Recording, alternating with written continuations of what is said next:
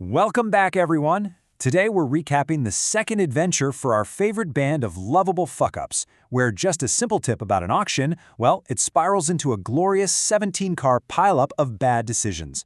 Honestly, it's a true masterclass in how to fail upwards. You know, when the actual omniscient narrator of your universe gives you a piece of advice this direct, you listen, right? You'd think so. But not this particular crew of strategic geniuses. Nope, they took that advice, crumpled it into a little ball, and promptly set it on fire. So let's get into it. The party gets a hot tip. Two incredibly juicy items are about to go up for grabs at the super famous Silmerhelve auction house. We are talking an ancient Netherese blueprint and this charming little artifact called the Withering Fist. So their whole reconnaissance mission was, well, it was something else. They basically march right up to the front door, use aliases that sound like they were generated by a drunken fantasy novelist, and learn absolutely nothing of value. The staff pretty much told them to go take a long walk off a short pier and mentioned that their security was, and I'm quoting here, legendary. Okay, so here's their first truly brilliant idea. Smuggle the tiny gnome, Jinkle, inside a crate. Simple, right? But what do you put in the crate with him? What's the bait that's so tempting the appraisers just have to bring it inside? What could they possibly try to sell? Right, so the plan kinda evolves. Instead of just Jinkle in a box, they decide they need a real Trojan horse. They need to present something so bizarre, so intriguing, that the staff has no choice but to take it deep inside for appraisal, which of course lets an invisible Faerûn slip in right behind them. Yes, you heard me. That's where their brainstorming session landed. Their big idea was to sell the wealthy, probably very bored nobles of Waterdeep a line of magically imbued clockwork pleasure orbs. I mean, it's a bold strategy, you gotta give them that. So they eventually get cold feet on the whole sex toy angle and pivot to this, slightly less insane but, let's be honest, equally doomed collection of magical trinkets. So you've got one that smells nice, one that glows a bit, and one that just babbles what sounds like a demon trying to order a pizza over a bad connection. All right, so the plan is a go. Burlaka, our cleric, is going to present the orbs, with the hulking fighter Farquaad playing security. All the while, Faerûn chugs a very convenient potion of invisibility and gets ready to sneak in and case the joint. And the sales pitch goes about as well as you'd think. The appraisers basically laugh in their faces and call the orbs worthless garbage. But Faerûn does manage to slip inside the villa. The only problem? He finds zero access to the auction items. So, it is officially time for Plan B, a good old-fashioned, completely unplanned break-in.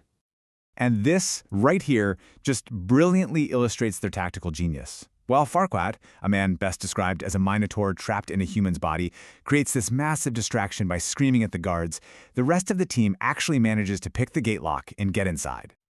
And for a few glorious, unbelievable minutes, it actually looks like this absolutely insane plan might work. They're exploring the empty halls, they're evading detection, they even find a promising-looking hallway right behind the main auction room. But remember that little distraction? Yeah, well, one of the guards immediately reported the whole incident with the enraged giant screaming at the front gate, and the administrator put the entire goddamn staff on high alert. So to be clear, they're sneaking through a building where literally everyone is now actively looking for them. But against all odds, they find it. A gated stairway leading down to a massive vault door. The jackpot. The administrator is right there in his office nearby. Faerûn, our monk, sees his chance and decides on one last desperate gambit to salvage this whole mess. So here's the play. He's going to sneak up on the administrator, render him unconscious with a classic sleeper hold, and just pluck the vault key from his limp fingers. Simple, elegant, totally professional. What could go wrong? He rolls a fucking 10. Faerûn gets about as good a grip on this guy as you would on a greased-up eel. The administrator just immediately breaks free, bolts out the door, and starts screaming bloody murder. And then, in a moment of what I can only describe as pure, unadulterated heroism, our gnome artificer, Jinkle, launches himself from behind a decorative fern to tackle the guy and just completely whiffs it, face-planting right in the middle of the hallway. So, with alarm bells blaring and the city watch definitely on the way, the party makes its first and only wise decision of the entire night. It is time to get the hell out. But not before one final, completely pointless act of petty vandalism. Jinkle, presumably still furious about that whole potted plant incident, tries to burn the office to the ground. But this chart really says it all, doesn't it? The massive gulf between his pyromaniac dreams and the sad reality of slightly singed drapes, which the staff put out almost immediately. After fleeing through the woods and, in one final, beautiful act of incompetence, failing to climb a fence on their first try, the party finally has a moment of crystalline clarity. It dawns on them.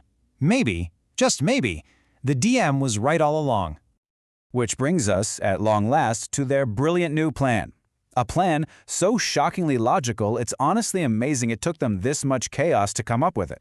Just go to the dem auction, see who buys the stuff, and then make those people the new targets.